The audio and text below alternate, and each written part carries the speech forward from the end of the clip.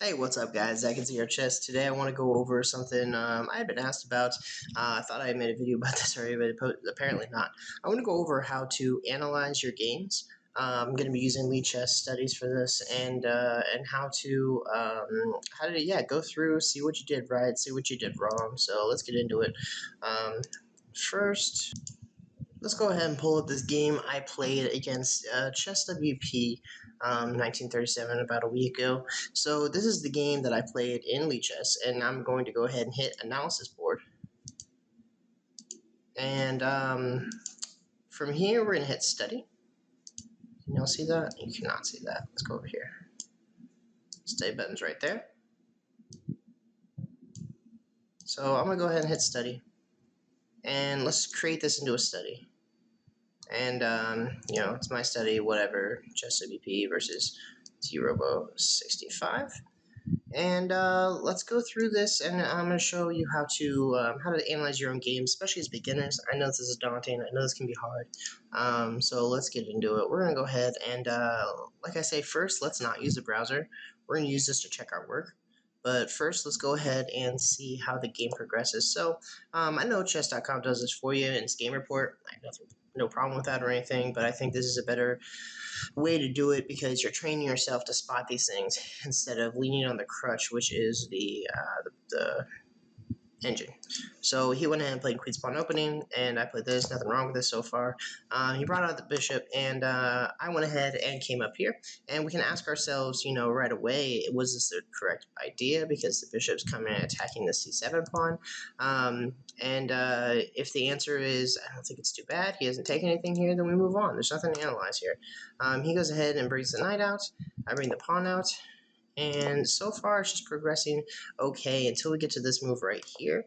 And this is something that we need to pay attention to. It's not necessarily that I did anything wrong, but it's something to look at and kind of analyze here. So I went ahead and had a little gambit type thing here, and we can, he didn't take it. He played e3, obviously. But what we could do is we could see what if he did take it. And I took back with the bishop, and we can see if there's any problems here. There's no problems here. This looks pretty fantastic. I've gotten two pieces out. He's got three, which is, kind of normal here. So it did put me behind in development a bit. Because here you can see I've got two pieces out, he's got three, and it's his turn to play. So at this point, he could have a little development. He shouldn't bring up the queen probably, but something like this. And then this bishop's not doing a whole lot. So it wasn't necessarily a bad move. It wasn't a blunder or anything. But he didn't take that, and I think that was probably the better move for him. It opens up his bishop, and so here I went ahead and attacked this bishop, and we can see and test our own motives, like, did I need to do that? So as white, my king's on a light side square, so a lot of times the light square bishop is going to be the most powerful. This did get outside the pawn chain, which is good for him. It is an active bishop. This knight is not necessarily very active right now. It's mainly defensive. For once I castle over here, it's going to be defensive on this area.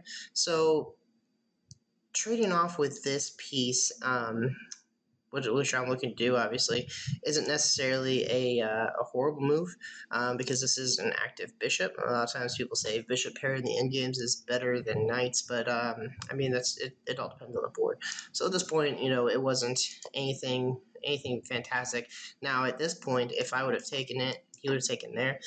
We can say probably definitively that this would have been a mistake, because it opens up the rook here. Let's annotate with glyphs here. Oh, it's down here. Mistake, or at least a dubious move. At least dubious, because once he would take back, he would have an open file here for his rook, and I would not want to be on the tail end of that, especially castling kingside. So brought out the bishop. Nothing really to double check here. Looks good. And the bishop came out, and this is the first point when we're trying to analyze something and we get to a point that we don't know how we got here and it's not looking so hot for us. That's a time we need to go back and look and see what's happening and what's going wrong. So I'm not thrilled with this position right now. he's got a bishop past my pawns, and I'm gonna have to block with a minor piece, and if I want to castle. So I went ahead and blocked with d7, but we can go ahead and see that maybe this wasn't the best move for me having this pawn up here, because it kind of messed that up. Or perhaps instead of playing pawn or bishop e7, I should have played pawn a6, stopping the bishop or knight coming in. That could have caused some trouble for me. So I believe pawn a6 would have been a better move here, and kind of what we're doing with annotating here. And then, you know, for instance, like this, I can check and see, was that a good move? What does the engine say I should do? Engine says to trade. Engine says to trade. I'm not sure I agree with it, and that's another reason the engine is, you know, so, because piecewise it makes a lot of sense, because now we've got a bishop for a knight, but he has a lot of play over here if we're going to be castling kingside, and I'm not sure how much the engine actually puts thought into that. Sure, we're going to push here and block his bishop in, but after, you know, pushing away something like that, this could be really dangerous for us in the end game. So it depends on how you want to play. Like I said, not a blunder, but dubious on my end. So a6, what does it think about that? It has a little bit of problem with a6. Let's see why. Because the bishop comes here. The bishop comes here, attacking the queen, and then the knight has to come back. I see. But if the knight doesn't come back, if we do something weird like this, it messes up our kingside structure, and that's why it leaves this pawn a little weak. And exploring different stuff like this is kind of fun. You get to see, you know, was this the best move or not? But first, like I said, we need to put in that groundwork, doing the work on our own, and it's not about getting it right every time. It's about training your brain to think and looking through these, because the more you can look through these and find good ones while you're studying, the more you'll be able to do it in game, during game. So bishop came out, bishop comes in, attacks. I went ahead and blocked with the bishop. He takes, I take, and now we can think, was this the best move to take with the knight, or should I have taken with the queen? Honestly, I believe the knight was a better move in my opinion, because it was, you know, threatening to come here. I could make a pawn break here, or come over here on the king side and start attacking a little bit. Queen here would have just, I don't know, to me it felt wrong. It felt like the queen should be, you know, coming in over here and attacking the queen side. But again, let's double check our work. It takes, and it says to take with the knight. And if I took with the queen, oh, fantastic. If I took with the queen, it would have been a nightmare. Why? He takes here, and then rook takes here, and then knight e5. Why is this so bad? Am I down on material? Not down on material. Queen has no choice, I see, but to come here. And then queen takes the knight. Wow.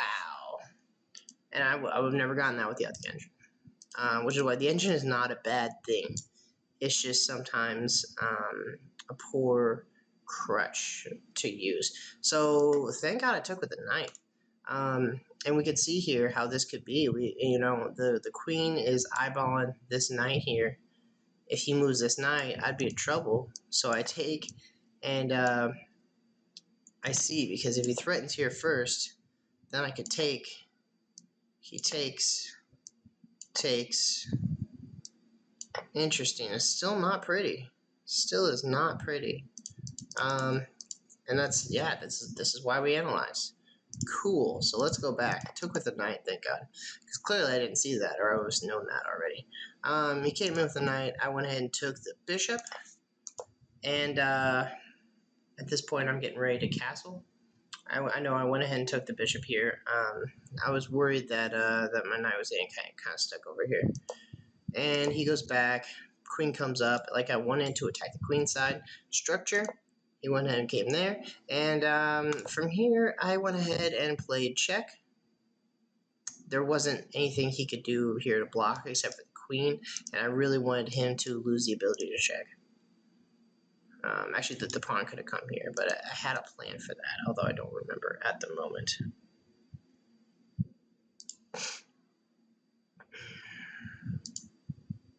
So he came up. I went ahead and traded because he didn't, now he can't castle.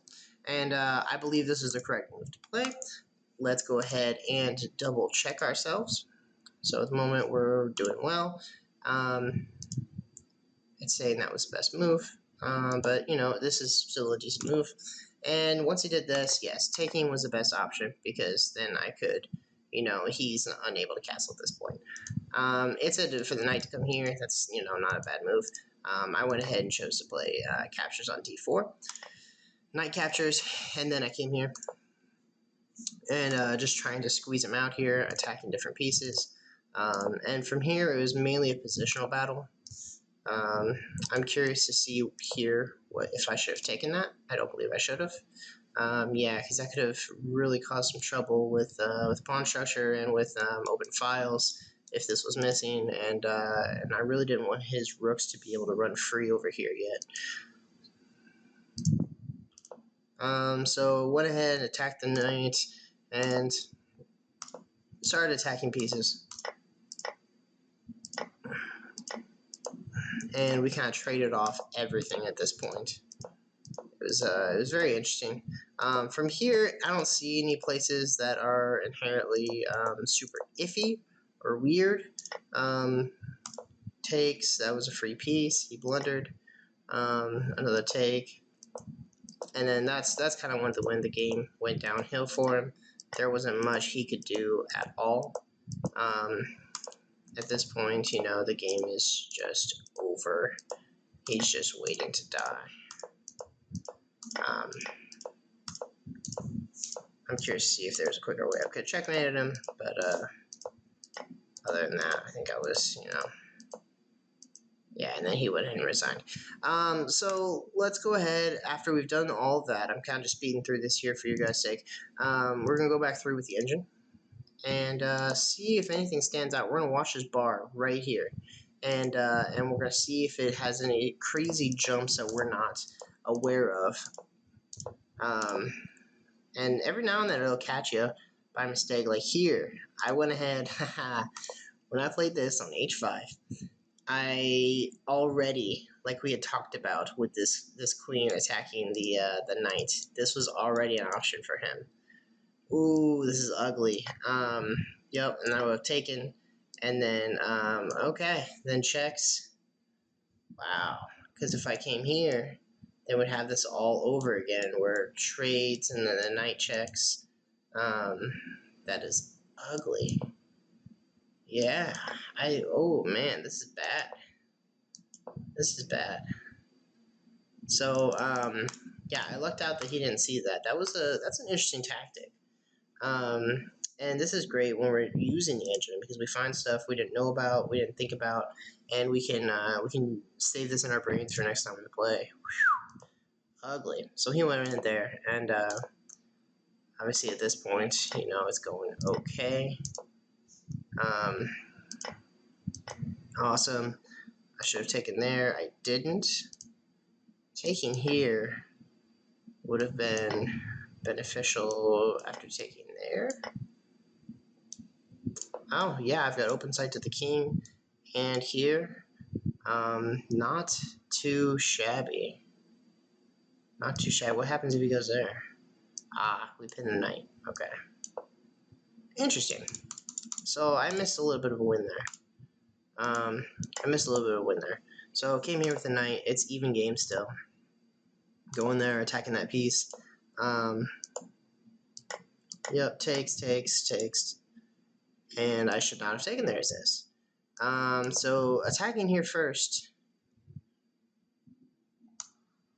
I'm curious to see what it says. Now I take, just like we did, and then check. Interesting. Okay. It would have got a little better infiltration, attacking both these. Okay. Not bad. And I went ahead and did all this. And looking pretty good at the moment. Yeah, bishop up here first would have been better. and attacking, pushing away. Yep, here another attack would have been nice. Get those knights back away. Keep up the pressure, which I did, just a little too late. I saw this tactic, which is nice to see. Every now and then when you get something right. This is still an even game at this point. I was not winning, according to the engine. I mean, obviously, I think I was myself. Okay, so knight coming up here. Mistake. Why? Because he's got an edge here with the pawns. I have to come back. We trade off. He comes down. He keeps kicking my king around. I guess because the pawn majority here, and the fact that I can't really do anything about this pawn. He's got two pawns that are one of them's gonna pass. Okay. I can see where that could have been a mistake. So here, stopping the pawn movement is what I should have played, I guess. So I went ahead and played there. He comes here, and it's kind of this back and forth here where the computer says make this move, and I don't make the move. Okay, at this point is the win. I saw this one. I just checked first, and then took. And then from here, we did everything right, it looks like, according to the engine. Kind of came back there, and looking at the bar here, we can see that at the moment, it doesn't look like anything was game altering. This pretty much stayed the same up until the end. I'm looking to see if it goes all the way black, to see if I missed a checkmate or something, or mate in 2. Here we go. So mate in 2 right here, if I were to check there, I obviously missed this.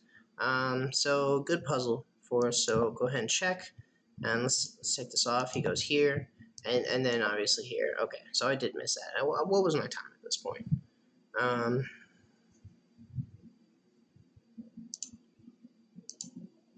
Oh,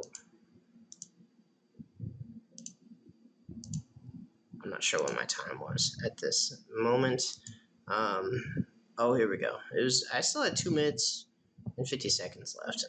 So I definitely should have caught this. Good to know. Maybe I'll practice some of my 2-move checkmates a little bit more often. So here, yeah, we're still doing good. Did what I needed to. And from here, it looks like I played it right. I mean, we still got the win. That's what matters. And then checking E. Okay, and that's where he is. So that's kind of how we do that. That's kind of how we're going to analyze games, going with and without the chess engine. So use it without first if you can. Do as much as you can. I mean, you're going to start off by not being able to find that much. And then the more you practice this, the better you'll be able to find stuff, and then the better you'll see it during game. So hope that answers your question. Let me know if you have any other questions below the comments, and I will see you guys next time. Thanks.